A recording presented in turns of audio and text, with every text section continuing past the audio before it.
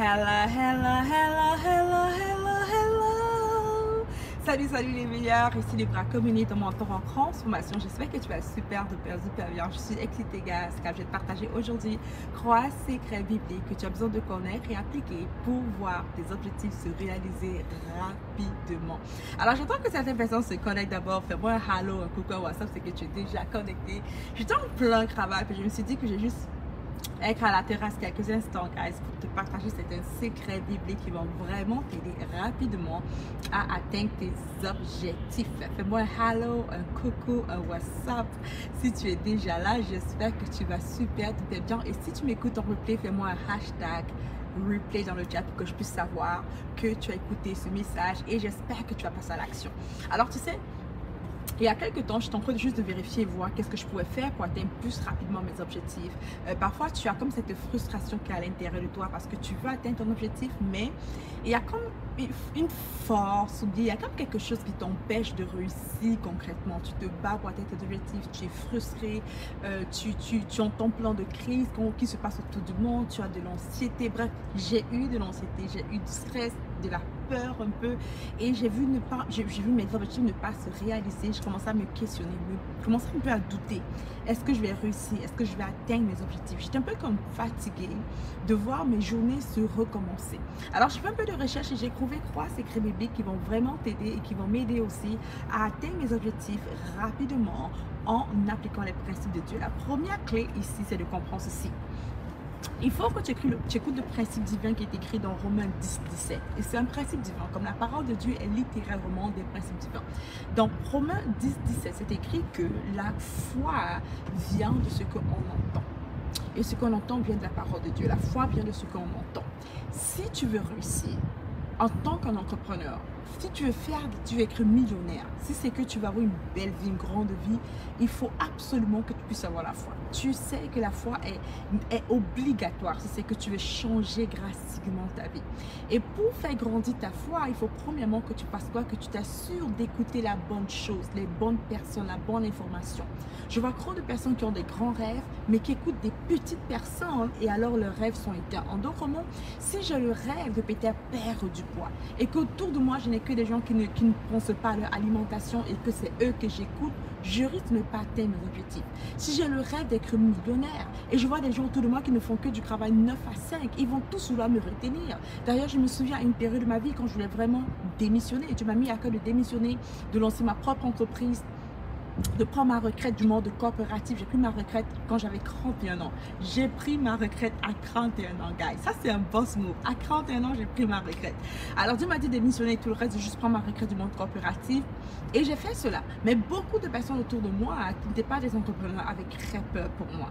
Très peur. Et je me souviens être allée vers un de mes proches pour lui dire que je vais démissionner pour lancer mon entreprise et parce que j'avais déjà mon entreprise à côté qui générait à peu près plus de entre 5 000 et 10 000 $ par mois. Et je vais vers cette personne, mon mentor me dit: Debra, si tu génères 5 000 à 10 000 $ par mois avec 2 heures de temps par jour, ça veut dire à peu près 10 heures par semaine. Imagine c'est que tu mets 40 heures par semaine dans ton business personnel, combien tu vas générer. Mais ma foi a juste augmenté parce que j'ai entendu quelqu'un qui réussissait en tant qu'entrepreneur me dit que c'est possible pour moi. Alors, il faut vraiment que tu fasses ce que Romains 10, verset 17 dit ceci. Il faut que tu puisses t'assurer de savoir où est-ce que tu prends ton information. La foi vient de ce qu'on entend. Peu importe c'est quoi ton objectif. N'écoute pas ta mère, n'écoute pas tes frères et tes soeurs. Écoute des gens qui ont déjà ce que tu veux voir. Si tu vas atteindre tes objectifs, ferme les oreilles à tout le monde autour de toi puis écoute seulement ceux qui ont déjà ce que tu veux avoir.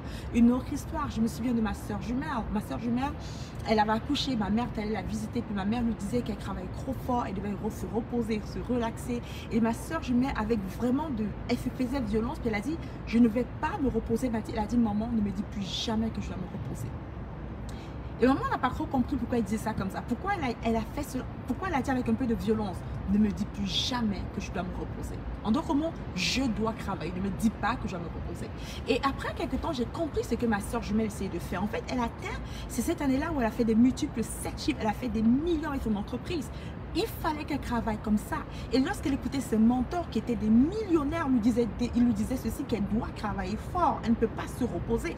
Alors que si elle écoutait maman qui veut de son bien, lui disait non, repose-toi chérie, repose-toi, repose-toi. Non, écoute ceux qui ont déjà ce que tu veux. C'est eux que tu veux écouter. Ils vont te dire exactement quoi faire et écoute-le et tu appliques cela. La foi vient de ce qu'on entend. Le deuxième secret spirituel, le deuxième secret biblique, pour les gens qui désirent atteindre l'objectif rapidement, le premier, je t'ai dit, c'est la foi. Il faut que tu construises ta foi et que tu écoutes des gens qui ont déjà ce que tu veux. Le deuxième secret, c'est ce secret, je pense, le plus beau secret biblique que j'ai découvert. Du moins, après que Jésus soit mort pour toi et moi sur la croix, qu'il a été ressuscité, l'un des secrets bibliques qui m'a vraiment drastiquement béni, que j'utilise encore presque chaque jour de ma vie, ça se trouve dans Romains 4, 17. Ce verset, je te préviens que ce verset biblique va te secouer. En tout cas, moi, ça m'a secoué. J'aime souvent vous dire que je suis une sorte de petite lionne. Je fais du sport puis comme je suis une lionne en moi, ok? Parce que j'ai grandi avec un peu d'insécurité par rapport à mon intelligence, à mes rêves. J'ai vu ma vie, pendant longtemps, j'ai réduit mes rêves au lieu de faire grandir ma foi. Et quand Dieu m'a dit que c'était assez, que je devais arrêter de réduire mes rêves, mais qu'au lieu de chercher à réduire mes rêves, je dois plutôt grandir ma foi. J'ai vraiment commencé à regarder dans la Bible qu'est-ce que Dieu dit, des principes divins, comment faire comme Dieu, comment réussir. Et j'ai trouvé ce secret biblique dans Romains 4, verset 17 qui nous dit ceci. Il nous dit ceci. Dieu dit des choses qui ne sont pas comme si elles étaient. Je vais te répéter ça. Dieu dit des choses qui ne sont pas comme si elles étaient. En d'autres mots, tu dois dire ce que tu veux voir et non ce que tu vois. Il est temps pour toi d'arriver dans un stade de ta vie où tu arrêtes de dire ce que tu vois. Tu dis ce que tu veux voir. Alors ma question pour toi, c'est qu'est-ce que tu veux voir? Parce que même Dieu ne dit pas, il ne dit pas ce qu'il voit.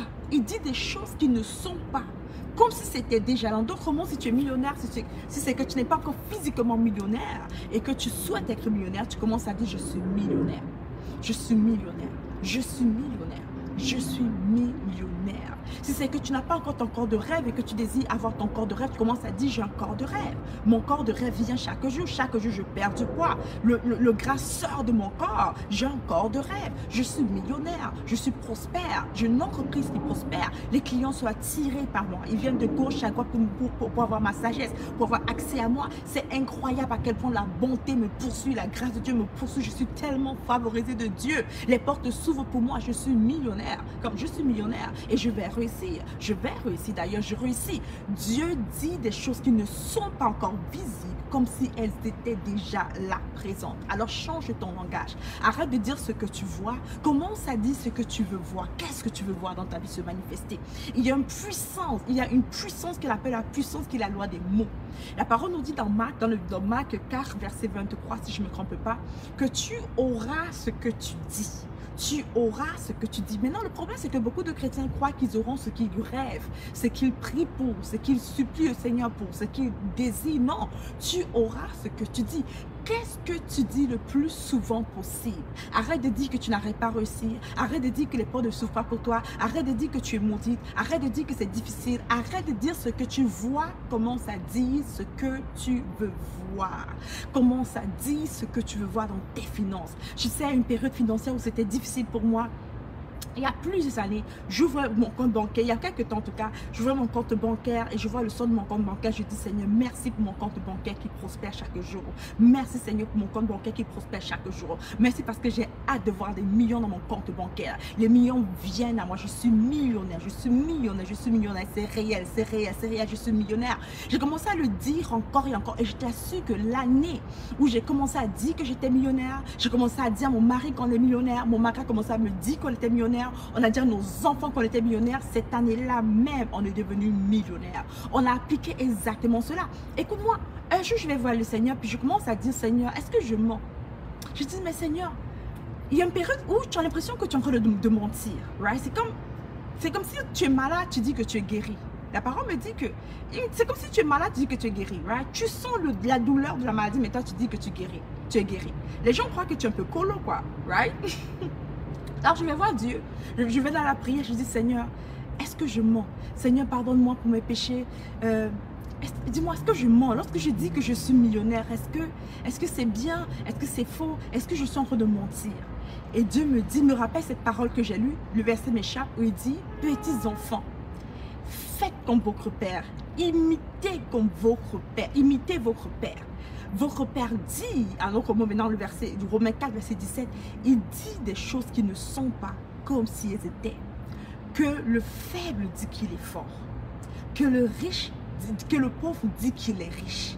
Alors Dieu m'a fait comprendre ce jour-là où je me sentais, j'avais l'impression de mentir. Parce que souvent tu dis que je suis riche, je suis millionnaire. Et après, tu regardes ton compte bancaire, ça va te faire, ça te cogne un peu. Parce que tu te dis, mais est-ce que je mens? Est-ce que je suis une menteuse? Parce que je ne veux pas mentir, je ne veux pas en enfer. Est-ce que je mens? Et Dieu m'a fait comprendre ce jour-là que non, ce n'est pas un mensonge quand tu y crois. Quand tu crois dans ton être intérieur, même si ce n'est pas encore manifesté, ce n'est pas un mensonge. En d'autres mots, si c'est que tu crois que ton mariage va se restaurer et que tu déclares que ton mariage est restauré, même si tu ne vois pas encore la restauration devant toi, ce n'est pas un mensonge, c'est la vérité. D'ailleurs, il m'a dit, Debra, il y a deux choses qu'il faut que tu comprennes. Il y a la vérité de Dieu et la réalité. Il dit, Dieu n'est pas concerné par la réalité. Dieu est concerné par la vérité. Tant que tu dis la vérité, tu ne mens pas. Mais, écoute-moi, écoute-moi. Mais si c'est que tu dis la réalité, et la réalité est concrète à la vérité de Dieu, tu es en train de mentir. Attends, je vais répéter ça. Si tu dis la réalité, et la réalité est concrète de la vérité de Dieu, tu es en train de mentir. Maintenant, je vais te donner une histoire biblique pour me battre. Parce que tu me dis, Debra, tu es en train de nous dire que quoi là? Tu es en train de nous dire que, je t'assure, moi je te parle de la Bible, je te parle des secrets bibliques pour réussir, pour prospérer. Des secrets que j'ai découverts, des secrets que j'applique, des secrets que si tu appliques, tu seras choqué parce que ta vie va changer. Tu vas arrêter d'être une personne qui supplie Dieu pour les petits miracles. Tu vas arrêter d'être une personne qui commande pour le bonheur. Tu vas arrêter d'être une personne qui souffre financièrement pour tes entreprises. Tu vas voir que la bénédiction de Dieu est sur toi et ça te poursuit littéralement. Lorsque tu comprends ça, tu deviens une personne d'autorité. Lorsque tu comprends ça, tu deviens une personne qui marche à la tête haute. Tu deviens vraiment le leader et non la queue. Tu deviens en haut et non en bas. Tu deviens cette personne qui emprunte ton nation et non cette personne qui prête. Lorsque tu comprends comment Dieu fonctionne et que tu fonctionnes comme lui, c'est pour ça que c'est écrit, recherchez premièrement le royaume des cieux et sa justice. Recherchez comment le royaume de Dieu fonctionne. Et tu appliques cela et toute autre chose te sera redonnée par-dessus. Maintenant, écoute ça. Alors, Dieu m'explique que lorsque tu dis ta réalité et que la réalité est concrète de la vérité de Dieu, tu es en train de mentir. Tu es en train de mentir. Un exemple simple. Il m'a fait parler, il m'a fait penser à l'exemple des 12 espions avec Josué et Caleb, ok? Ils sont 12 espions, ils vont voir une autre terre, ils vont voir la terre promise. Et lorsqu'ils vont là-bas, ils se rendent compte qu'il y a des géants, ils se rendent compte qu'il y a l'ennemi est là-bas, il y a des géants et tout le reste, ils prennent peur, right? Ils arrivent devant Moïse et les 10 espions disent, oh, ok, effectivement, il y a le miel, il y a le grand fruit, c'est vrai, mais il y a des géants, right? Et la Bible nous dit que les 10 personnes qui ont donné un mauvais rapport, et la parole nous dit un evil report, en anglais c'est écrit evil, un rapport diabolique. Attends, mais je me dis, mais Seigneur, ils ont dit la réalité. Et Dieu dit non, ce n'était pas la vérité, c'était la réalité, mais c'est un rapport diabolique. Ils ont dit un evil report, un rapport diabolique. Mais comment ils ont dit un rapport diabolique alors qu'ils ont dit la réalité? Dieu te dit ceci. Le truc, c'est que dans ta vie, tu dois comprendre comment Dieu fonctionne et fonctionner comme Dieu. Tu dois apprendre à utiliser le pouvoir de tes mots pour créer ta réalité. Maintenant, en utilisant le pouvoir de tes mots, tu t'alignes à ce que Dieu dit. Tu actives une puissance très forte. Lorsque je m'aligne avec ce que Dieu dit, je crée un partenariat avec Dieu. Et c'est une boule d'énergie tellement puissante qu'avec le temps, je vois cela se manifester devant moi. Il dit, les 10 espions ont dit un mauvais rapport, un rapport diabolique parce qu'ils ont dit la réalité. La réalité n'était pas la vérité de Dieu, n'était pas ce que Dieu les avait dit. Alors, ils ont menti. Alors que Caleb et Josué qui n'ont pas dit cela, ils ont vu cela, ils ont dit oui, il y a des géants, mais on peut les battre. En d'autres mots, Dieu te dit que ta réalité n'a rien à voir avec ta vérité. Ta vérité, c'est qu'est-ce que Dieu dit. Et Dieu dit que tu es riche. Dieu dit que Jésus-Christ a porté ta pauvreté pour que tu sois riche et que tu n'en sur abondance. Dieu dit que tu es béni de toutes sortes de bénédictions. Dieu dit que tu es forte. Dieu dit que tu es la tête et non la queue. Dieu dit que tu ne manqueras de rien, qu'il n'a jamais vu le juste manquer de quelque chose, qu'il pourra pour tous tes besoins. Dieu dit ça. Alors toi-même, tu dis la même même chose. Je suis riche, je suis millionnaire, la porte s'ouvre pour moi. Je suis riche, je suis millionnaire, la porte s'ouvre pour moi. Je réussis, tout ce que j'entreprends réussit. Mes mains sont bénies de toutes sortes de bénédictions. Tout ce que je touche se transforme presque en or. Je réussis. J'ai du succès partout où je pars. J'ai un corps de rêve. Je suis tellement belle, c'est incroyable. Mon mariage est restauré. Mon mari est amoureux tellement de moi. Il est fan de moi, c'est fou. Tu commences à dire ce que tu veux voir se manifester dans ta vie. Et avec le temps, tu le verras se manifester drastiquement. Dernier principe, le principe numéro 3. C'est que tu dis, ça c'est un principe biblique, un secret biblique, c'est que tu désires réellement accomplir tes rêves rapidement. Troisième secret se trouve dans 1 Corinthiens 3:6. Écoute ça. Ce verset pour moi était un verset très puissant lorsque je traversais une période difficile dans mon entreprise, très difficile dans mon entreprise. J'ai travaillé fort pendant un bon bout de temps, je n'ai pas vu de résultats dans mon entreprise. Je me questionnais, je commençais un peu à douter, qu'est-ce qui se passe? Pourquoi les choses ne changent pas dans mon entreprise? Pourquoi je n'ai pas les résultats que je souhaite avoir? Qu'est-ce qui se passe? Et à un moment donné, j'avais même peur que mes employés quittent parce qu'il n'y avait pas vraiment de travail, le business ne marchait pas. Je faisais de mon mieux, on a prié, on a jeûné, rien n'a changé. Et un jour, je marche et je regarde au bord d'une fenêtre, il y a une plante, une belle petite plante, il y a plusieurs petites plantes avec un verset biblique accroché là-dessus. Cela capte mon attention. J'aime bien la Bible, tout verset biblique. Je lis ce qui est écrit. C'était un verset biblique qui est écrit. Ils ont sémé ça dans une plante, un petit pot de plante. Et je lis ce qui est écrit. C'est écrit ceci. Ce verset m'a tellement béni cette année-là. C'est écrit, j'ai sémé. Apollos a arrosé. Et Dieu a causé la croissance. Je répète ça pour toi. Ça, c'est l'apôtre Paul qui parle. Il dit, j'ai sémé. Apollos a arrosé. Et Dieu a causé la croissance. Tu sais, quand tu vois un verset biblique qui est connecté, comme si Dieu te parle, ça t'attire, il y a quelque chose qui... Tu vois, il y a quelque chose, il y a comme un aimant, quelque chose qui t'attire, n'est-ce pas? Ça m'a parlé. Mon cœur a commencé à vibrer. J'ai senti que Dieu essayait de me dire quelque chose. Je vais prendre le verset, je regarde où c'est écrit ce verset, c'est écrit dans 1 Corinthiens 3, verset 6. Dieu me dit, Débra, regarde bien comment l'apôtre Paul travaillait. Lui s'est concentré sur s'aimer. Apollos s'est centré sur arroser. Maintenant, il me dit, regarde où la croissance est venue, d'où la croissance vient. Je regarde, je vois, Dieu cause la croissance. Tu sais, la raison pour laquelle mon entreprise allait mal, honnêtement, ça allait bien, mais moi, ce n'était pas assez bien. Tu sais, parfois, tu te mets des gros objectifs et quand tu n'atteins pas tes objectifs, tu commences à stresser, à te questionner, à murmurer. Ça allait, mais pas comme je voulais. Et moi, je me concentrais sur les résultats, et ça me stressait. J'étais anxieuse. Mon attitude était un peu bizarre. J'ai changé. Tu vois, quand tu es un peu... je n'étais pas bien. J'étais pas bien, sincèrement. Mon équipe même, j'étais pas très bien. Parce que je voulais voir les objectifs s'accomplir, mais ça ne s'accomplissait pas. Je me concentrais sur le résultat. Et Dieu m'a dit ce jour-là, ma fille, voici ce que tu veux faire, ce que tu dois faire. Le résultat ne t'appartient pas. S'il te plaît, écris-moi ça dans le chat. Le résultat ne t'appartient pas. Il me dit, ma fille, tu te concentres sur la mauvaise chose. Tu veux faire mon travail, alors que le résultat ne t'appartient pas. Ce qui t'appartient, c'est de s'aimer, planter, travailler.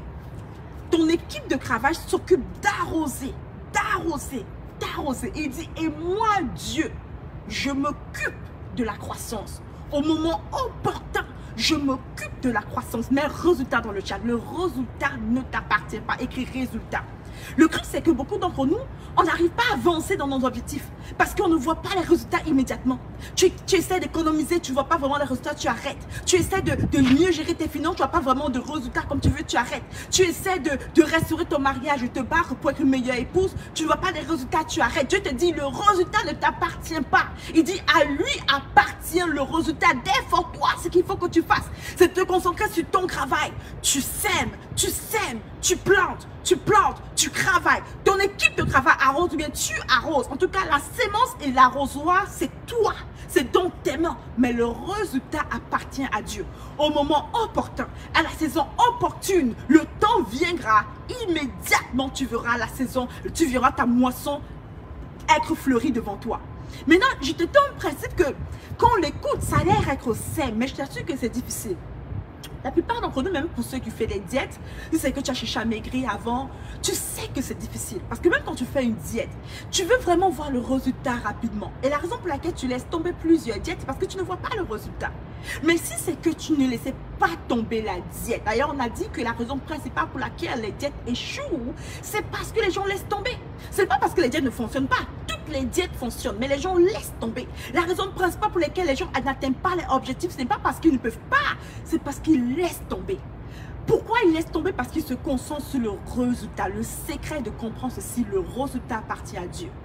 La moisson appartient à Dieu. La saison de la moisson appartient à Dieu. C'est Dieu qui détermine cela. Alors ton travail à toi, c'est de faire quoi? C'est de s'aimer, c'est d'arroser, c'est de planter, c'est d'arroser, c'est de travailler et d'arroser. Si tu es un entrepreneur, écoute-moi bien. Si c'est que tu es une femme professionnelle et que tu désires la promotion, écoute-moi bien. Travaille, travaille, travaille, travaille. Arrose. Même si tu es fatigué, plante quand même. Même quand tu es épuisé, sème quand même. Arrose.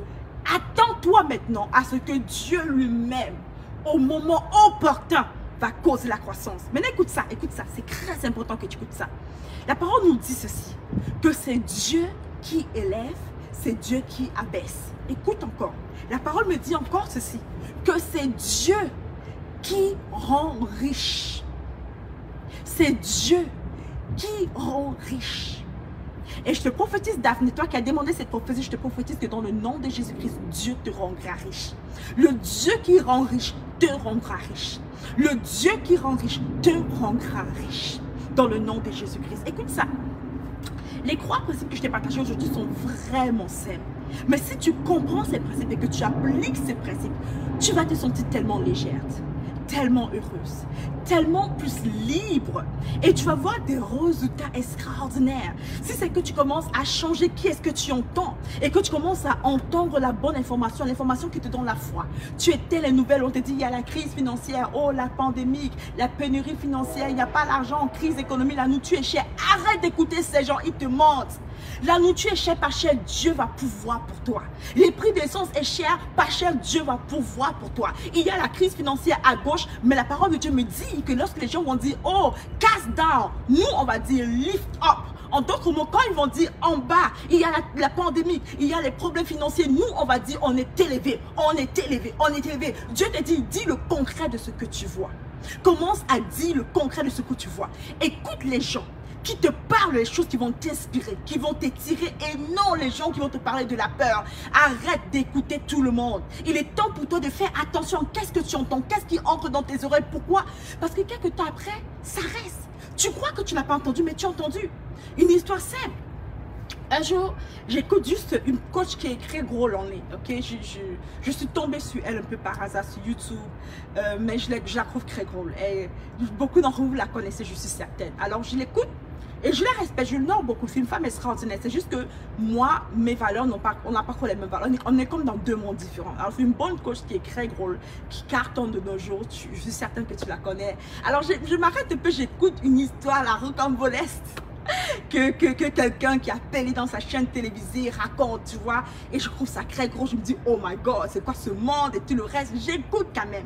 Le Saint-Esprit me dit, Debra, déconnecte-toi de là. Mais je dis, ah, mais Saint-Esprit, j'ai déjà prié, j'ai déjà travaillé, je me suis occupée des enfants, je peux relaxer. Alors, j'écoute cette vidéo. Après, je laisse tomber, j'arrête d'écouter, je change de choses, je fais ce que j'ai à faire. Et tôt le matin, je me réveille. Quand je me réveille le matin, je vais à la toilette, j'écoute dans ma tête la voix de cette dame. Et l'épisode, on dirait que l'épisode rejoue dans mon cerveau. On dirait que c'est comme une musique que tu as entendue, tu n'as pas prêté attention à cette musique-là, n'est-ce pas? Tu n'as pas prêté attention à la musique, mais tu n'aimes même pas la musique. Mais un jour, tu entends la musique dans ta tête.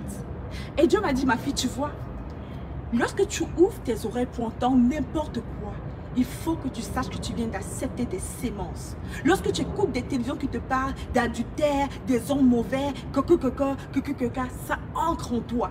Ce sont des sémences. Ce sont des sémences. Il dit, fais attention à ce que tu entends. Tout ce que tu entends sont des sémences. Quand tu entends des histoires bizarres, ce sont des sémences qui entrent dans ton cœur. Et avec le temps, si c'est que tu arroses, ça prend fruit. Ça veut dire quoi? Ça se crée dans ta vie. Alors, lui m'a dit, si c'est que tu ne veux pas avoir ces résultats-là, n'écoute pas ça.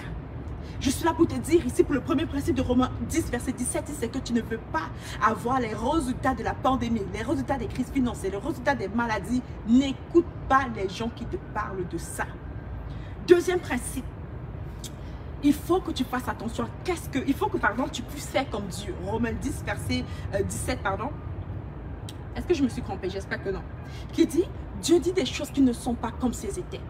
Il faut faire attention à ta bouche. Maintenant, ne fais pas du genre que tu ne dis rien. Mais ouvre ta bouche pour parler de ton futur. Lorsque tu ouvres ta bouche maintenant, les gens vont croire que tu mens. Mais rappelle-toi ce que je t'ai enseigné aujourd'hui. Dis ce que tu veux voir. Dis que tu es prospère. Dis que les portes s'ouvrent. Dis que tu réussis. Dis que tu es béni. Dis que tu es béni. Dis que tu es béni. Tu sais, quelque chose de spécial est arrivé. Il y a quelque temps, je recherchais un peu les malédictions sur les enfants de Dieu. Les malédictions, les malédictions.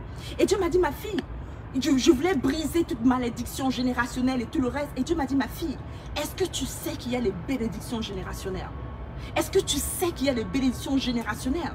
J'ai dit, c'est vrai, Père, je n'ai jamais prêté attention. Mais il dit, oui, comment il y a des malédictions générationnelles, il y a aussi des bénédictions générationnelles. Il me dit, au lieu de chercher les malédictions là qu'il faut briser, cherche les bénédictions qu'il faut acclamer. Il m'a demandé de commencer à lire Deutéronome 28. Chaque matin, presque chaque matin, je lis Deutéronome 28, toutes les bénédictions dans Deutéronome 28.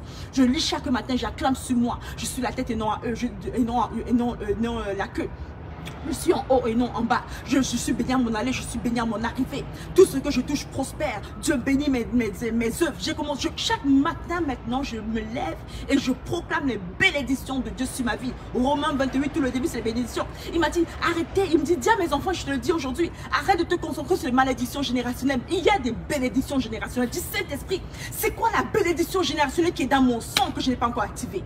C'est quoi la bénédiction générationnelle qui est dans mon sang que je n'acclame pas? C'est quoi cette bénédiction générationnelle qui est dans mon sang, qui est dans ma lignée familiale? Il y a des bénédictions générationnelles. C'est quoi la bénédiction générationnelle que j'ai comme dans l'alliance avec Jésus-Christ? C'est quoi ces bénédictions-là? Ouvre mes yeux, Seigneur. Révèle-moi, que je puisse les acclamer, que je puisse les réclamer. Alors, au lieu de seulement briser les malédictions, acclame les bénédictions. Ouvre ta bouche et parle. Je suis béni à mon aller, je suis béni à mon arrivée. Les portes s'ouvrent pour moi. Les portes s'ouvrent pour moi. Je suis béni partout où je pars. Lorsque je touche quelque chose, ça prospère parce que Dieu est avec moi. J'ai la faveur de Dieu sur ma vie. La faveur de Dieu est sur moi. Il faut que tu commences à le faire. Commence à dire ce que tu veux voir et non ce que tu vois. Et dernière chose finalement, le dernier principe dans 1 Corinthiens 3, verset 6, qui dit ceci, qu'il faut que tu arrêtes de te concentrer sur la récolte. La parole me fait comprendre que l'apôtre Paul a planté, Apollos a arrosé et Dieu s'occupe de la croissance. C'est un principe divin. Là, quand tu lis la Bible, il faut comprendre qu'il y a des secrets dans ça. La Bible n'est juste pas un livre que tu lis, c'est rempli de secrets. Il faut que le Saint-Esprit ouvre tes yeux, que tu comprennes le secret pour réussir. J'ai dit que la Bible, c'est le premier livre de succès. D'ailleurs, Napoléon Hill, celui qui a écrit Pensez, réfléchissez et devenez riche, il te dit que le plus grand livre de succès, c'est la Bible. Le premier livre de succès, c'est la Bible. Le premier livre de développement personnel, c'est la Bible. Alors l'apôtre ici, il dit comment un business fonctionne. Il dit, le leader, il fait quoi? Il plante. Il plante. Il plante la vision. Il plante la mission. Il plante le travail. L'équipe arrose. Dieu cause la croissance. Pourquoi? Parce que c'est Dieu qui élève, c'est Dieu qui abaisse. C'est Dieu qui rend riche et c'est Dieu qui rend pauvre. C'est écrit dans la Bible. Ce n'est pas moi qui t'invente. C'est Dieu qui te rend riche, ma chère. Le riche que tu vois d'ailleurs, tu dis non, c'est Satan. Hey, c'est Dieu qui a permis. Dieu rend riche, Dieu appauvrit. Dieu élève, Dieu rabaisse au bon moment, à la bonne saison. Alors ton travail n'est pas de voir tes résultats. Est-ce que j'ai réussi? Non, non, non. Ton travail est de faire la plante.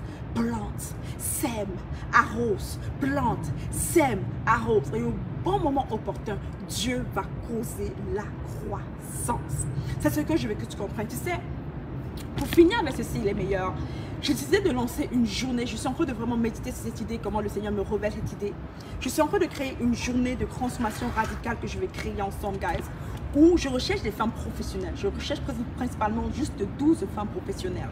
12 femmes professionnelles qui désirent réellement changer leur niveau financier, changer leur identité en Christ, leur confiance en elles et surtout devenir unstoppable.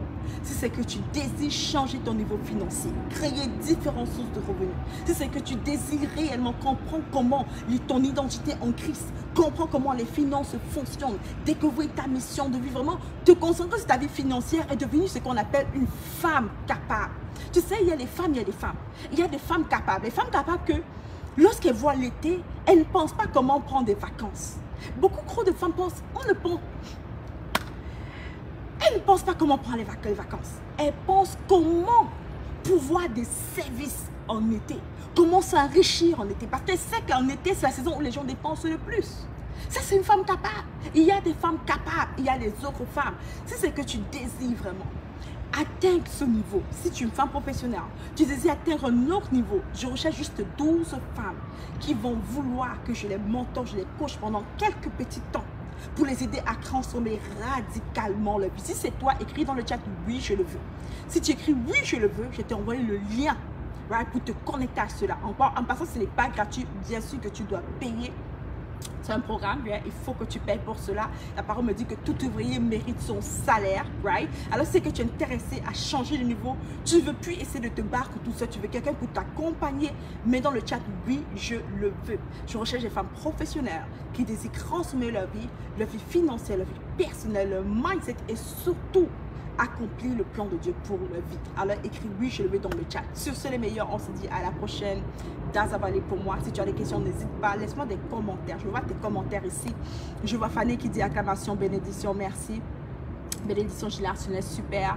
Yeah, je vois wow, vérité. Je vois vos commentaires ici, super. Alors, je n'ai pas pris le temps de lire les commentaires. Désolé, il y a Daphné qui dit Tata Debra, que Dieu te bénisse. Le dit d'abord. Oh, merci ma chère. Je reçois cette prière pour ma vie dans le nom de Jésus. Merci beaucoup, Daphné. Je la reçois. Je reçois. À force de vous suivre, beaucoup de choses ont changé dans ma vie professionnelle et dans mon business. Amen. Gloire à Dieu, Fanny. Et je prie que Dieu multiplie ça au centuple. Qu'avant la fin de l'année, Fanny, qu'avant la fin de l'année, tu puisses dire waouh. Je prie que ça pour toi dans le nom de Jésus-Christ, que tu puisses dire waouh, tellement Dieu aura agi puissamment dans ta vie. Alors laisse-moi un commentaire, un témoignage. Je vais pouvoir te lire ici. Je vois des merci beaucoup. Amen. C'est ce que je veux. Je suis entrepreneuse. Super, super. All right. Alors, on se dit à la prochaine, les meilleurs. Soyez bénis. Bye bye. Stay blessed.